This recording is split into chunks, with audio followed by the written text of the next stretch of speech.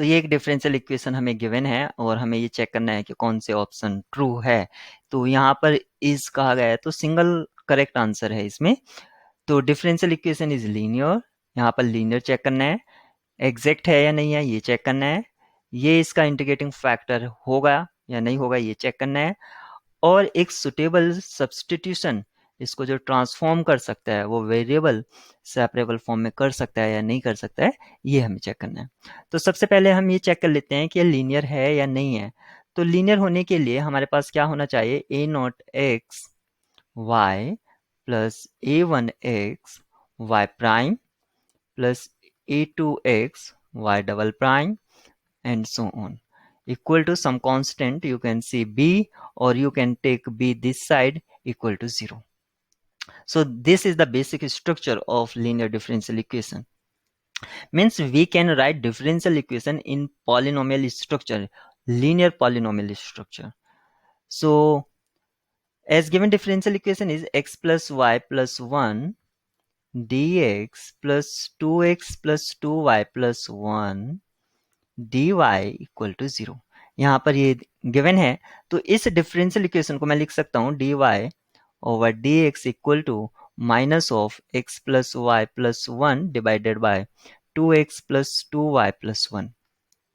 तो यहाँ पर देखिए ये जो कंडीशन है जो मैंने फर्स्ट में इक्वेशन लिखा है ये यहाँ पर भी y इन्वॉल्व है और यहाँ पर भी y इन्वॉल्व है।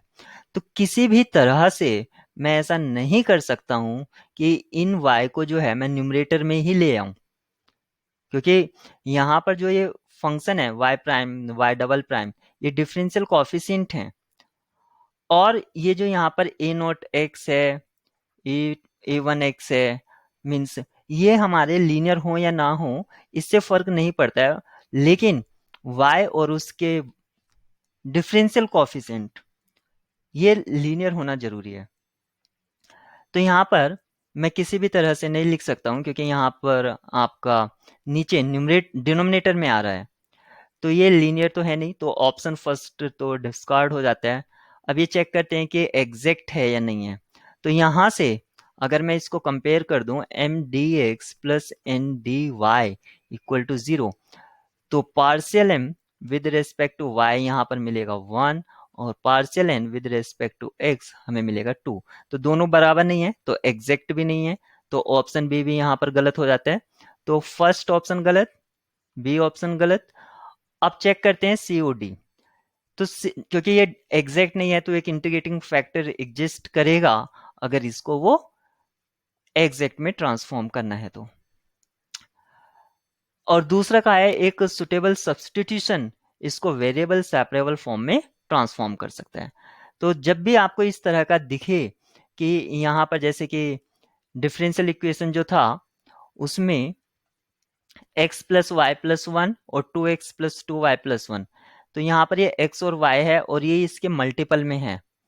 तो जब भी इस तरह का आपको दिखाई दे तो हाँ इसको हम वेरिएबल सेपरेबल फॉर्म में रिड्यूस कर सकते हैं। तो कैसे रिड्यूस कर सकते हैं, यहाँ पर देखिए x प्लस वाई को आप v लेट कर लीजिए, तो यहाँ पर आपको मिलेगा dv। एक्चुअली जो यहाँ से मिलता है उसको हमें डायरेक्ट पता होना चाहिए हमें क्या मिलता है, लेकिन मैं आपको यहाँ पर डिटेल में बता रहा हूँ। dv over dx equal to dy over dx plus 1 ये मिलता है। तो dy over dx minus 1 equal to dv over dx, ये आप ऐसा भी लिख सकते हैं। तो इस डिफरेंशियल इक्वेशन को मैं लिख सकता हूं v plus 1 plus 2v plus 1 और ये हुआ dv over dx minus 1।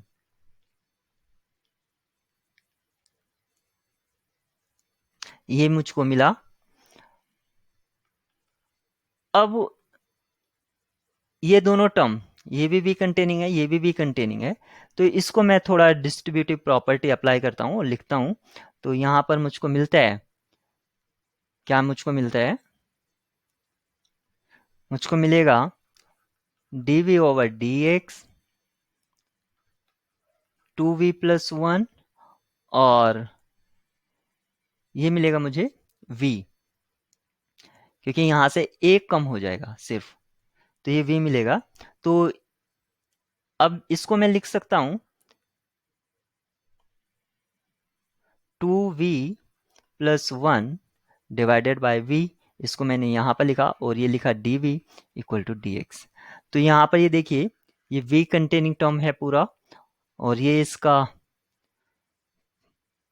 Change, और यहाँ पर चेंज इन x। तो यानी कि v के सारे एक साइड हैं और x के एक साइड हैं, तो अब ये वेरिएबल सेपरेबल फॉर्म में दिख रहा है। तो ऑप्शन डी करेक्ट हो जाता है यहाँ पर, और यहाँ पर एक ही करेक्ट आंसर था, तो इसीलिए ये ऑप्शन डिस्कार्ड हो जाता है। अगर यहाँ पर ये मल्टीपल सेलेक्ट होता है तो हमें चेक करना पड़ता है कि ऑप्शन सी करेक्ट है या नहीं है। उसके लिए हमें इसका इंटीग्रेटिंग फैक्टर फाइंड करना, और इंटीग्रेटिंग फैक्टर फाइंड करना कोई हार्ड वर्क नहीं है। जैसे कि ये डिफरेंशियल इक्वेशन यहाँ पर है,